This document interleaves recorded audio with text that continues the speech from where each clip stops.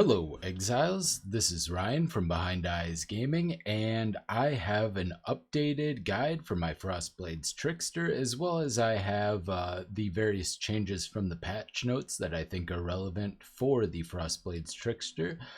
There haven't been too many big changes, but one entire archetype is gone, and there's some potential new stuff. I am going to pull up a Word document here, so prepare to get flashbanged.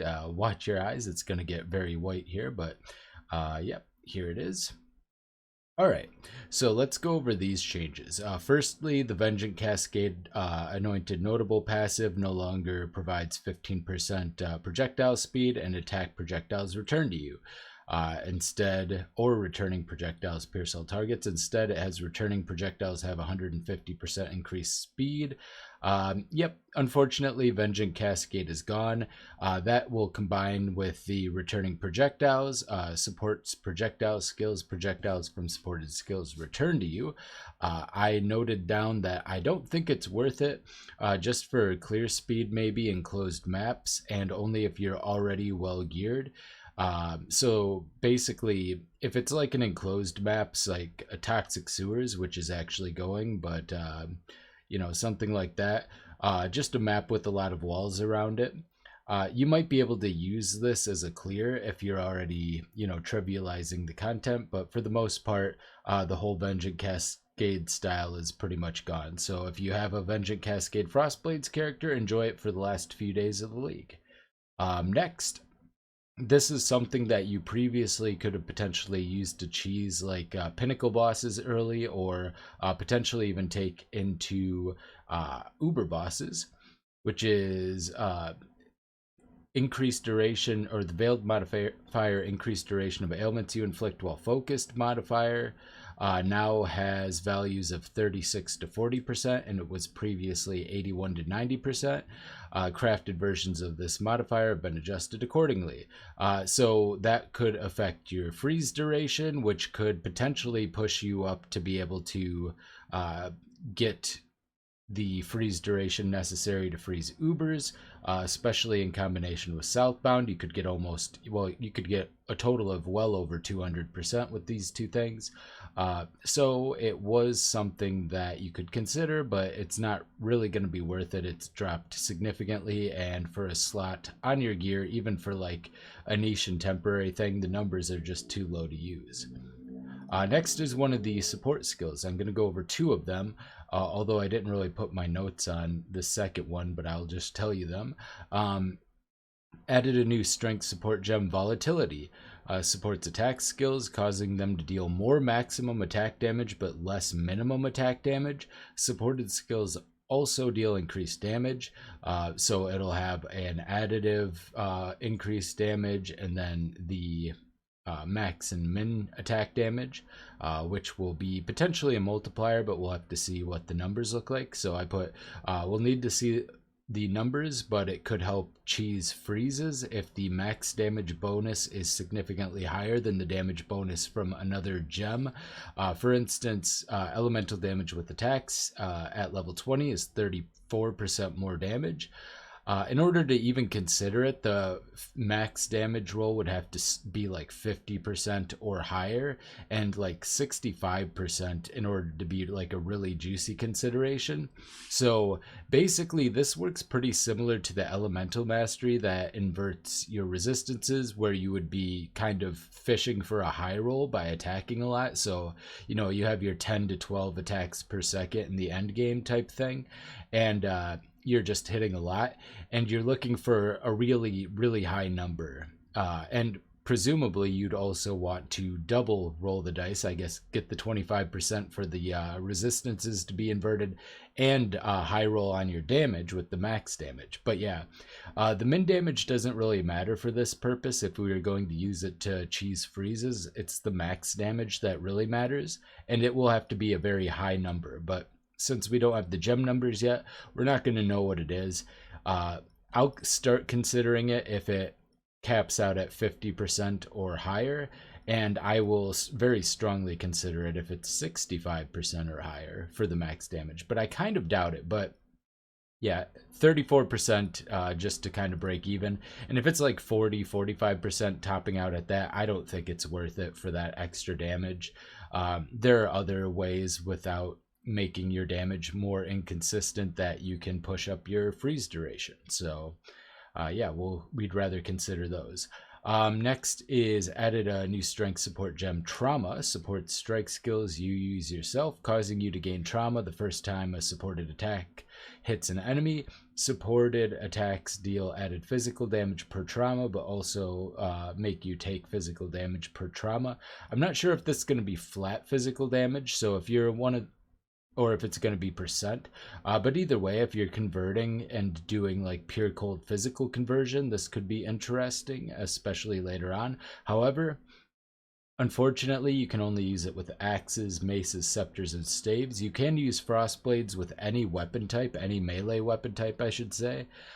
So that's a possibility, but I wanted to talk about this. We're not going to be using this, but if you are looking to do like a frost blades, like maybe staff or axe or mace, or probably not scepters, but you know, staves, axes, or mace, frost blades like juggernaut or slayer, that might be something you could consider because yeah, if you're converting a lot of it, you're getting a ton of extra physical damage and you can actually sustain it because you're a jug. Frostblade's jug might be a huge thing potentially with the infinite scaling possibility. Next, we have an Atlas Keystone passive change, which is all hands. June missions are really important because there are a lot of unveils. There's like 3 necessary unveils and a bunch of kind of ones you want in general, but 3 that are like really important. And I talk about those in the notes in my guide, but your maps have plus 40% chance to contain a random master mission encounter. Modifiers to chance to grant an additional master mission on map completion instead apply to chance for that master to be randomly encountered in your map at 150% of your value, and your maps do not grant master missions while completed. So the plus 40% chance, assuming that is additive, like the ones on the tree are, that's going to be pretty big. So it'll put you from 10% to 40% chance to encounter masters, which would put them each at 12.5% naturally. However, you then get covert stakeouts, which gives a 100% increased chance for it to be June missions. So that'll put you to 25%, and then the rest of them will have to share the remaining 25%. And then on top of that, you get another 100% increased chance with that as well for them to turn into it. So that should be 150% increased on top of that. And then you can get like 10% very easily in a very short period in the tree on the right side. So you should be able to get at least, if my math is right, I might be miscalculating that, but it should be very easy to get 55% chance to get June per map. So almost every other map. And then you don't really have to worry about missions. And you don't have to like press anything or remember anything, and that could be excellent for early unveils. And June missions are a great experience.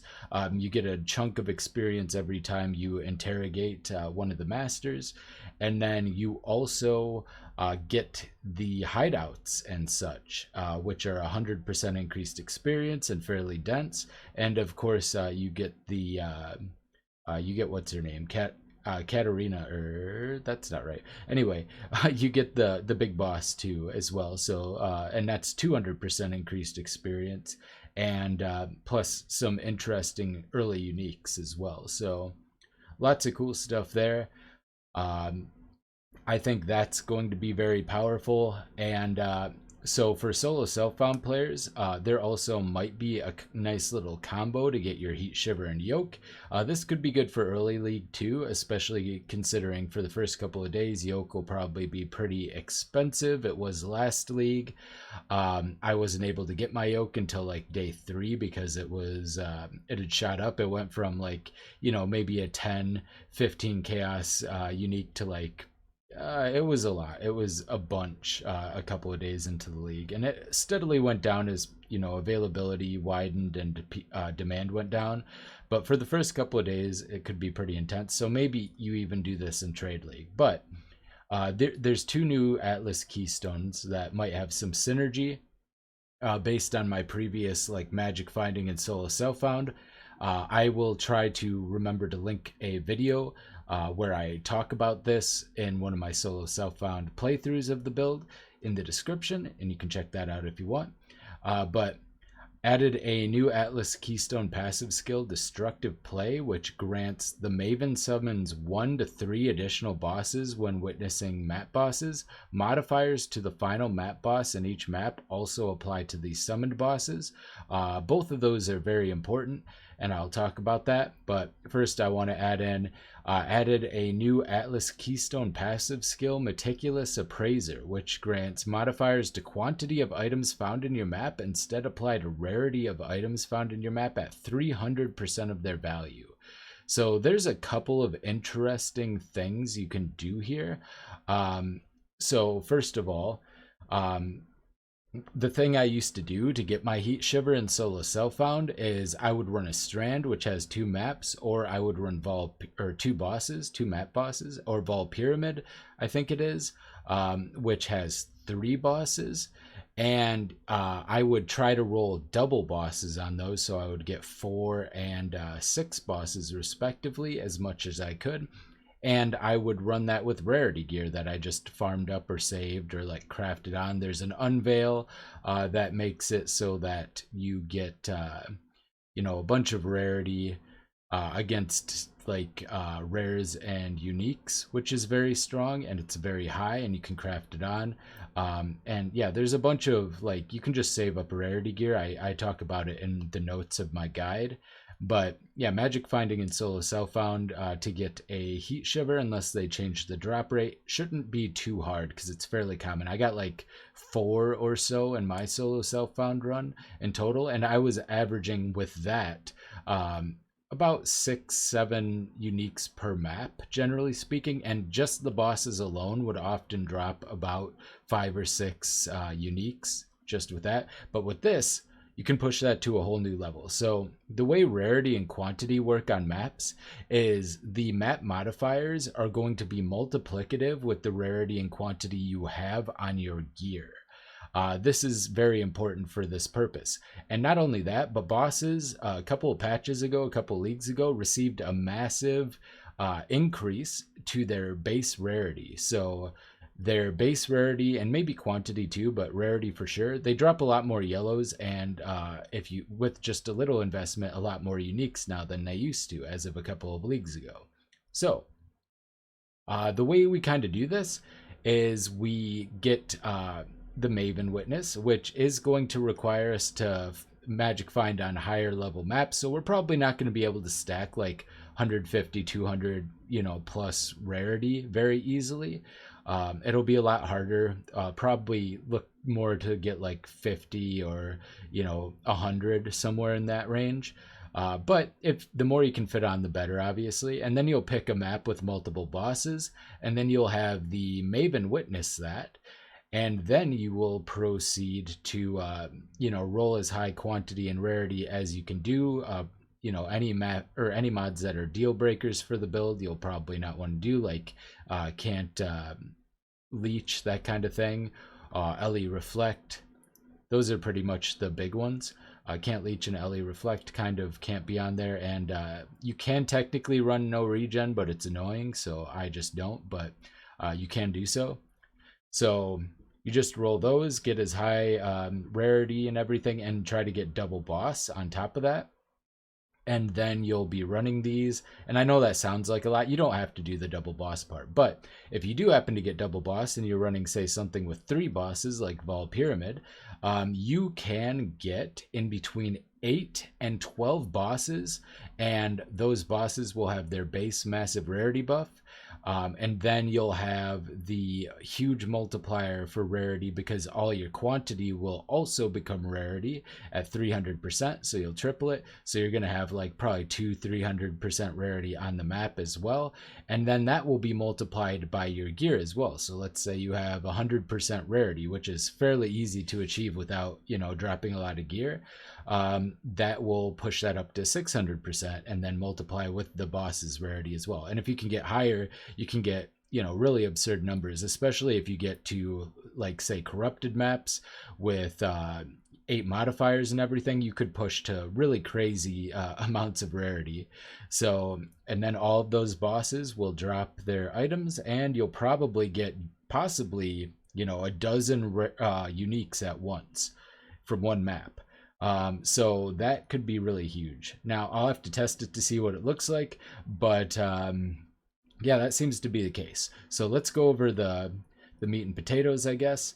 The updates to the skill tree. First of all, I went through all the skills, and for all the later ones, I got rid of, since I'm no longer going to be using Frost Bomb, because we have the elemental resistance inversion, elemental mastery. In the later trees here, I've gone and taken that out.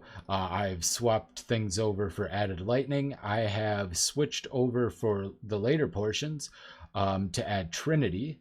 So now we're going to be using Herald of Thunder and added lightning damage in order to get Trinity. And if you can get Trinity with just the Herald of Thunder, like say you have some lightning damage on a claw or something, then you can actually go for Frost Blades, Trinity, and elemental damage with attacks, which is why I left that on here. So you can kind of mess around with it and see what you would actually need to drop that. But yeah, just like switching over to the items here, we can kind of look at our Frost Blades, and if you don't need that to proc Trinity, you can get a little bit higher damage with elemental damage with attacks. So another notable thing I changed on the tree itself before we get into the notes is the Brutus Special, as I was calling it. I've made some changes to this, which are also actually reflected in the notes.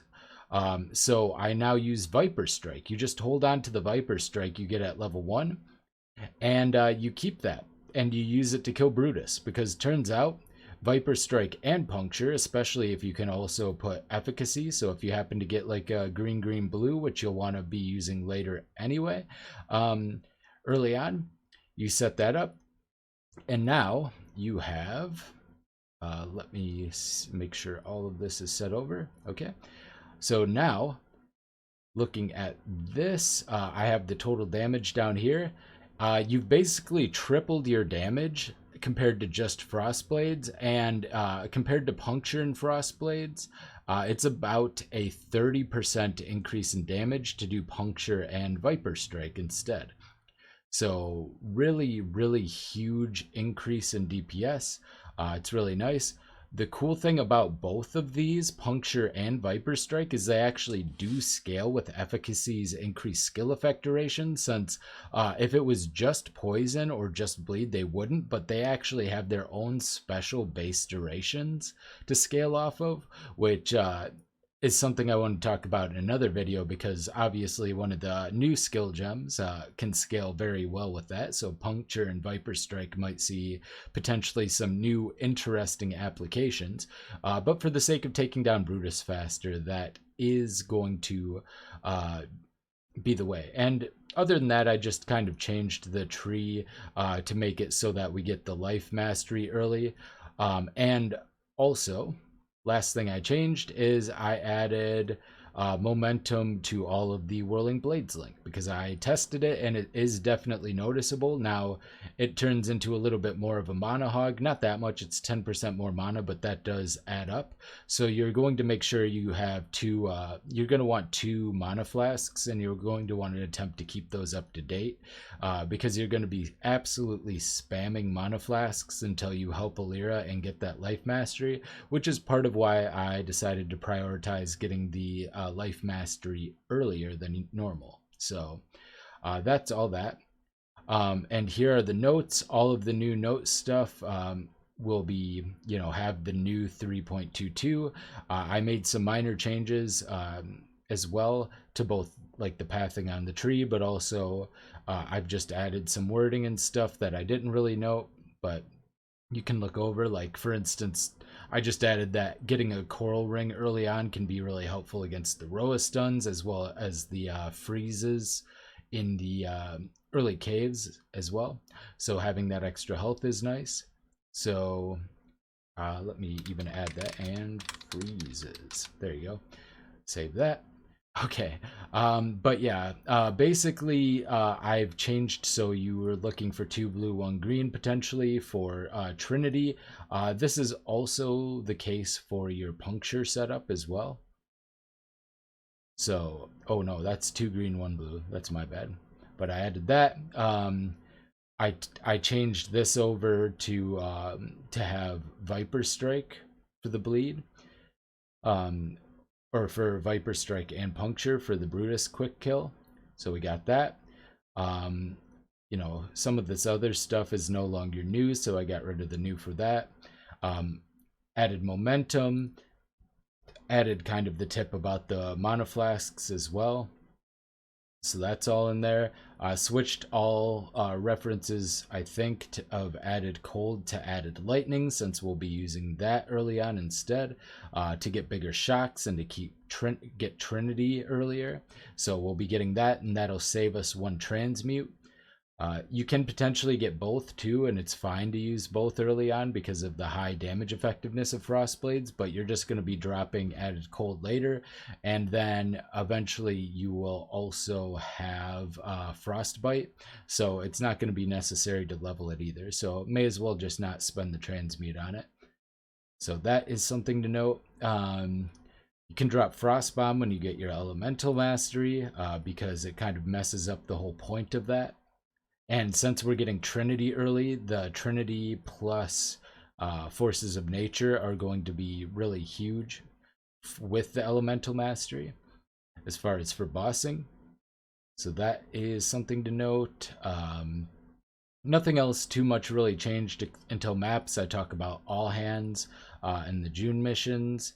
And then I think that's about it. So not too much as far as changes. And yeah, some interesting stuff. So I hope you enjoyed. This has been Ryan from Behind Eyes Gaming, and I will see you next time. Bye.